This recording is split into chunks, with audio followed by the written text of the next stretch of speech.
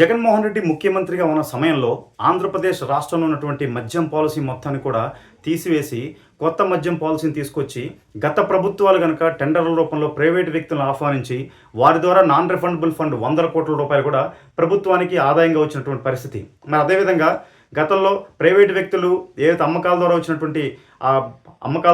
మద్యం అమ్మకాల ద్వారా వచ్చినటువంటి ఇన్కమ్ కూడా ప్రభుత్వానికి చేరేది. అలాగే వాళ్ళు ట్యాక్స్ రూపంలో కట్టేటువంటి కొన్ని 100 కోట్ల రూపాయలు కూడా ఇలాగా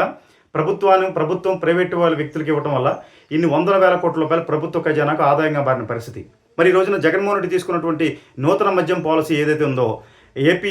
బెవరేజ్ కార్పొరేషన్ ద్వారా ఆంధ్రప్రదేశ్ రాష్ట్రంలో ఉన్నటువంటి ప్రతి ఒక్క మద్యం షాపుకు సంబంధించి కూడా ఆంధ్రప్రదేశ్ ప్రభుత్వమే నిర్వహిస్తుంది, నిర్వహణ మొత్తం కూడా ఆంధ్రప్రదేశ్ ప్రభుత్వం నిర్వహిస్తుందని చెప్పేసి ఒక నూతన పాలసీని తీసుకొచ్చి మరి ఇన్ని వందల వేల కోట్ల రూపాయలు వచ్చిన ఆదాయం మొత్తాన్ని కూడా ప్రభుత్వ ఖజానాకి రాకుండా గండికొట్టిన పరిస్థితి. మరి అదే రకంగా డిస్టిలరీస్ ఎవరైతే ఉన్నారంటే మద్యం తయారు చేయడానికి సంబంధించిన సంస్థల మొత్తం కూడా జగన్మోహన్ రెడ్డికి సంబంధించినటువంటి అనుయాయులకి లేకపోతే జగన్మోహన్ రెడ్డి బినామీగా ఉన్న వాళ్ళందరికీ కూడా కొన్ని లక్షల కోట్ల లీటర్లు కూడా మద్యం తయారీకి సంబంధించి మరి నకిలీ మద్యం తయారీకి సంబంధించి కూడా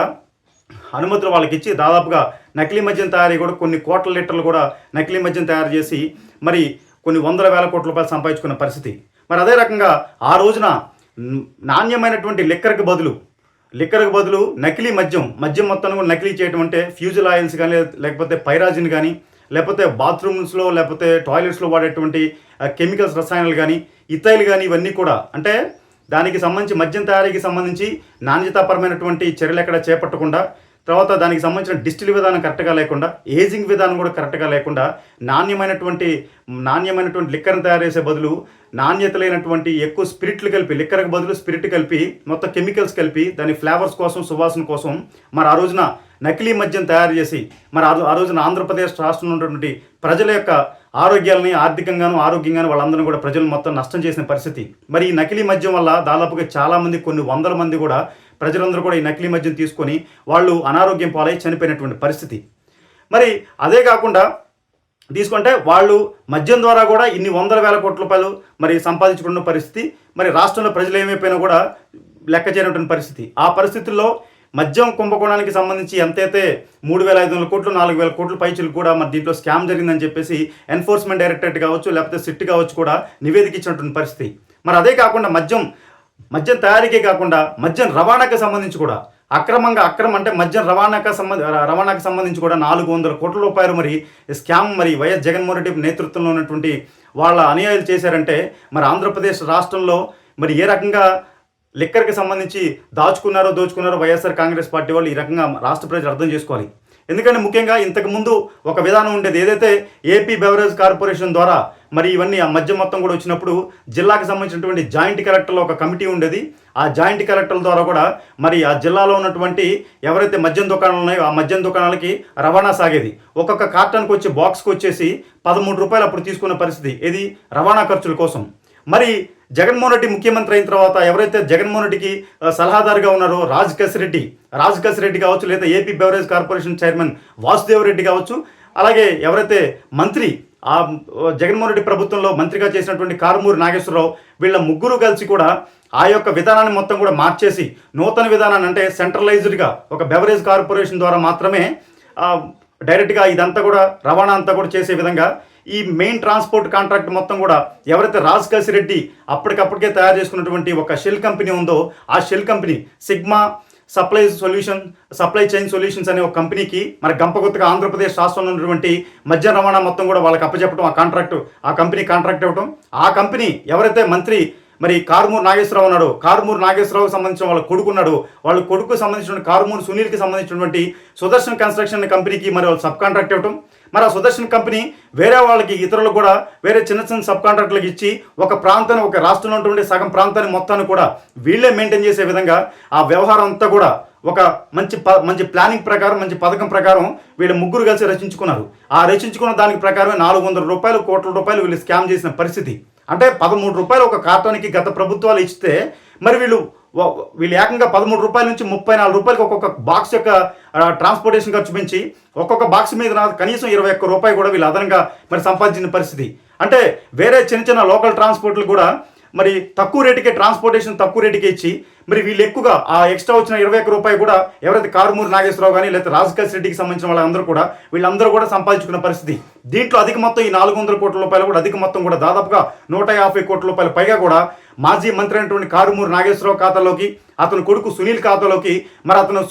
సునీల్ యొక్క కన్స్ట్రక్షన్ సుదర్శన్ కన్స్ట్రక్షన్లోకి, లేకపోతే సునీల్ భార్య కీర్తి ఖాతాల్లోకి, ఇలాగా ఇంకొంత హవాలా రంగంలోకి హవాలా ద్వారా కూడా వెళ్ళినటువంటి పరిస్థితి. మరి వీటన్నిటికీ సంబంధించి కూడా గత జూన్ నెలలో కూడా మరి ఎన్ఫోర్స్మెంట్ డైరెక్టర్ అధికారులు రాజకేశ్ రెడ్డిని, మరి వాసుదేవ్ రెడ్డిని, అలాగే కారుమూరి సునీల్ వాళ్ళ ఇళ్లలో సోదాలు చేసినటువంటి పరిస్థితి. అదేవిధంగా లాస్ట్ జూన్లో కూడా వాళ్ళ ముగ్గురిని కూడా అరెస్ట్ చేసి మరి వాళ్ళ చెంచల్గూడ జైల్లో రిమాండ్లో ఉన్న పరిస్థితి. మరి అదే సమయంలో వీళ్ళ ఇంటికి సంబంధించి సోదాలు చేసినప్పుడు కూడా కారుమూరి సునీల్ ఇంట్లో సోదాలు చేసినప్పుడు కూడా దాదాపుగా కొన్ని విలువైనటువంటి చాలా లగ్జరియస్ అయినటువంటి వస్తువులు కానీ, కొన్ని కీలకమైన డాక్యుమెంట్స్ కానీ, లేదంటే ఏదైతే మరి ఇప్పుడు సిగ్మాకి సంబంధించినటువంటి ఈ మధ్య రవాణాకి సంబంధించినటువంటి ఒక జాయింట్ వెంచర్ పత్రం కానీ, లేకపోతే హవాలాకి సంబంధించి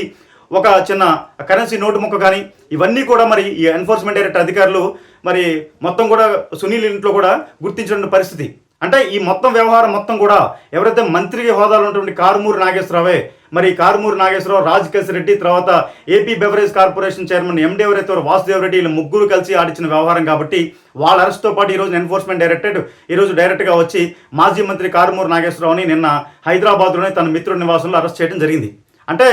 ఇది అంటే మద్యానికి సంబంధించి స్కామ్ ఒకటే చూసాం మనం, నకిలీ మద్యం స్కామ్ చూసాం కొన్ని వేల కోట్ల రూపాయలు. కనీసం మద్యం రవాణాకి సంబంధించి కూడా ప్రభుత్వ యొక్క విధి విధానాలను మొత్తం కూడా మార్చేసి వాళ్ళకి అనుకూలమైనట్టు వాళ్ళ అనుయాలకి అనుకూలంగా ఉన్నట్టు కూడా చేసుకోవడంలో జగన్మోహన్ రెడ్డి కానీ మరి వాళ్ళకి సంబంధించినటువంటి అనుయాలు కానీ ఎంత కీలక పాత్ర వహించారో అర్థం చేసుకోవచ్చు. అంటే మనకి కూటమి ప్రభుత్వం వచ్చిన తర్వాత ఏదైతే ఎన్ఫోర్స్మెంట్ విజిలెన్స్ డిపార్ట్మెంట్ ద్వారా కూడా ఈ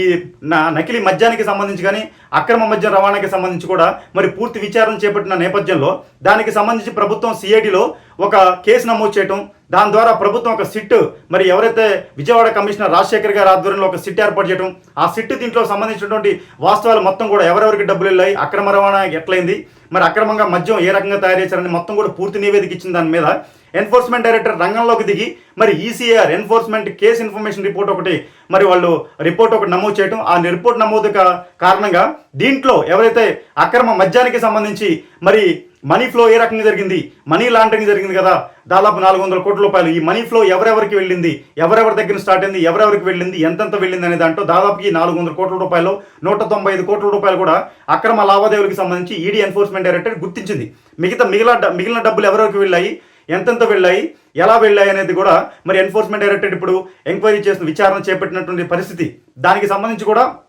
కారుమూరి నాగేశ్వరరావు సంబంధించి అతని కొడుకు సంబంధించినటువంటి 37 కోట్ల రూపాయల ఆస్తులను కూడా ఈడీ ఎన్ఫోర్స్మెంట్ డైరెక్టరేట్ కూడా జప్తు చేసి అటాచ్ చేసిన పరిస్థితి. మరి ఇప్పుడు చూసుకుంటే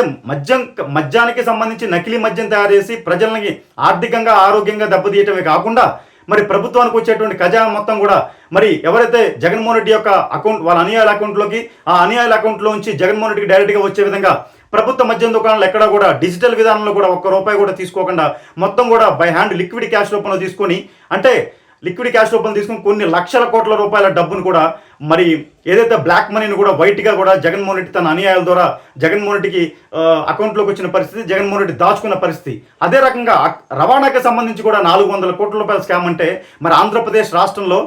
వైఎస్ జగన్మోహన్ రెడ్డి ముఖ్యమంత్రిగా ఉన్న 5 సంవత్సరాల్లో ఏ రకమైనటువంటి దాష్టికానికి, ఏ రకమైనటువంటి అక్రమాలకి, అరాచకాలకి, ఏ రకమైనటువంటి పాలసీ ప్రభుత్వ మద్యం పాలసీ మొత్తం కూడా నాశనం చేసి ప్రభుత్వానికి సంబంధించి నాణ్యమైనటువంటి బ్రాండ్లు ఎక్కడా లేకుండా బూంబూ అనే బ్రాండ్లు కానీ, ప్రెసిడెన్షియల్ మెడల్ కానీ, లేదా స్పెషల్ స్టేటస్ కానీ ఇలాంటి నాణ్యమైనటువంటి చీప్ బ్రాండ్లు మొత్తం కూడా తీసుకొచ్చి ఒక్కొక్క క్వార్టర్కి 20 రూపాయలు మద్యం డిస్టిలరీ దగ్గర మద్యం తయారవుతుంటే దాన్ని మరి మద్యం దుకాణాలకి 232 మద్యం దుకాణాలు 250 రూపాయలు, 230 రూపాయలు, 300 రూపాయలు అమ్మి అధిక మొత్తంలో కూడా అంటే ఎక్కడా కూడా వదిలిపెట్టకుండా మద్యం తయారీకి సంబంధించి డిస్టిలరీలో కూడా నాణ్యత లేదు. అక్కడ లిక్కర్ బదులు స్పిరిట్లు వాడారు. అలాగే మద్యానికి సంబంధించి అక్రమ రవాణా చేయటం, మద్యం సంబంధించి స్కామ్ చేయటం, అలాగే బాటిల్కి సంబంధించి కూడా ధరని విపరీతమైన ధర నిర్ణయించడం, వీటన్నిటికీ సంబంధించిన డబ్బులు మొత్తం కూడా ప్రభుత్వ ఖజానాకి ఆదాయం వచ్చిన పరిస్థితి లేదు. ప్రభుత్వ ఖజానా ప్రభుత్వ ఆదాయం మాత్రం విలువలాడుతున్న సమయంలో జగన్మోహన్ రెడ్డి ఖజానా మాత్రం జగన్మోహన్ రెడ్డి ఆదాయం మాత్రం గలగల్లాడిన పరిస్థితి. మరి డబ్బులు మొత్తం ఎట్టుపోయినాయి అని చెప్పేసి లిక్కర్ స్కామ్కి సంబంధించి ఇప్పుడు ఎన్ఫోర్స్మెంట్ డైరెక్టరేట్, సిట్ ఈ రెండు కూడా ఈ దశలో కూడా లిక్కర్ స్కామ్ దశలో కూడా ఆంధ్రప్రదేశ్ లిక్కర్ స్కామ్ దశ కూడా చివరికి వచ్చిన పరిస్థితి. మరి ఇవన్నీ కూడా ఎవరికి వెళ్ళాయి? క్వశ్చన్ మార్క్ కింద ఎవరికి వెళ్ళాయి? జగన్మోహన్ రెడ్డి ఖాతాలకు వెళ్ళాయా, లేదా భారతిరెడ్డి ఖాతాలకు వెళ్ళాయా? ఎవరి ఖాతాలో వెళ్ళాయో అతి త్వరలోనే ఆంధ్రప్రదేశ్ రాష్ట్ర ప్రజలు తెలుసుకుంటారు. ఒక్కసారి రాష్ట్ర ప్రజలందరూ గుర్తుపెట్టుకోవాలి, జగన్మోహన్ రెడ్డి ప్రభుత్వంలో చేసిన ప్రతి దాంట్లో కూడా ఒక స్కామ్ ఉందని చెప్పేసి మనం ఇంతకు ముందే ఒక వీడియోలో చెప్పిన విధంగా ప్రతి దాంట్లో కూడా దోచుకోవడం, దాచుకోవడం, అంతిమంగా లబ్ధిదారుడు ఎవరంటే జగన్మోహన్ రెడ్డి. అది ప్రతి దాంట్లో కూడా ల్యాండ్లో కానీ, మైండ్లో కానీ, శాండ్లో కానీ, లేకపోతే లిక్కర్లో కానీ, ప్రతి దాంట్లో కూడా జగన్మోహన్ రెడ్డి అంతిమ లబ్ధిదారుడు తప్ప వేరే ఎవరూ లేరని చెప్పి ఈ సందర్భంగా తెలియజేస్తూ సెలవు తీసుకుంటున్నాను.